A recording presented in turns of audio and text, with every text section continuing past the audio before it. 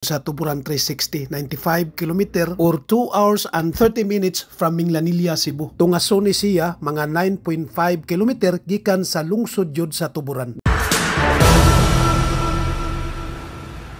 Hi, hello mga lods, maing adlaw kanatong tanan. Diya day meron sa Tuburan 360, 95 km or 2 hours and 30 minutes from Minglanilla, Cebu. Tungason ni siya mga 9.5 km gikan sa lungsod jud sa Tuburan. Grabe ka relaxing ang lugar mga lods. Nya naobserbahan ako ang dalan padong diri konkreto jud mga lods. Ang tag-iya magud ani mayor daw diri sa lungsod sa Tuburan. Ug sa samang higayon mo say tag-iya sa ilado kaayong Tuburan Cafe. Kung naka-observar mo mga lods, daghan kaayong mga sakinan nagparking diri, meaning ubay-ubay ang mga tao nga mobisita diri tungod sa kahayahay ug kamugaway sa lugar. Plus instagramable kaayo halos tanang portion diring dapita. Laliman ka inigabot nimo sa mismong lugar, makita nimo ang kaanindot sa kinaiyahan. Tibuok palibot yun 360 view para mutakdo baong ginganlan og Tuburan 360. Wow. So far nindot kaayong lugar gyud human sa usa ka semana nga stressful sa trabaho, nagkinahanglan ta og atong pamilya nga maglingaw-lingaw usahay. Importante kay nato na mga lods bisan sa kahagipot sa panahon. And at the same time makakreate mga good memories ug banding sa tong tagsa-tagsa ka pamilya, mga kauyaban ug syempre mga kaygalaan. Ayaw lang pud mo pagkuyog katong nang giaway dunay mga kaligot-got kay habog-habog ra paning lugar. Basin itukmod ninyong usa mo resulta na noon sa tragedya.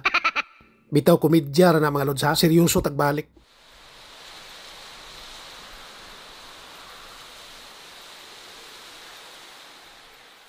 Kabantay mo mga lods, grabe kakusog sa hangin ring dapita. Timing po pag-arena mo, wa kayo mangisog si haring adlaw. So nakapatuyang jumig lakaw-lakaw ug enjoy sa palibot diri. Nindot sad kay pagka-landscape ang ilang lugar. Makalimutag pinakalit sa tong mga problema. Labi nagmakita nimo ang mga smile sa imong pamilya. Naobserbahan sad nako mga lods nga ideal sa ni sa mga bikers. Kay tungason kayo ang pagpaduong diri. Sumuagas-agas gyud ang imong singot. Nya pag-abot diri sakto kayo ipahuway. Ya inom dayon sa ilang mga lamiang kape. Samtang ga enjoy sa hangin ug kayahay sa palibot. Kung nakabantay mo mga lods, dunay dakong building nga napil sa video. Mao na ilang dako kayong restaurant nga halos tanang table nakaposisyon jud sa mga amazing view sa lugar. Aron samtang mangaon mo, musamot ang gana sa iyong pagkaon kay gawas sa natural hangin sa kinayahan, mag-enjoy pa jud kag taw tan-aw sa palibot ug makaingon kag pinakalit. Thank you, O Lord, for the blessings.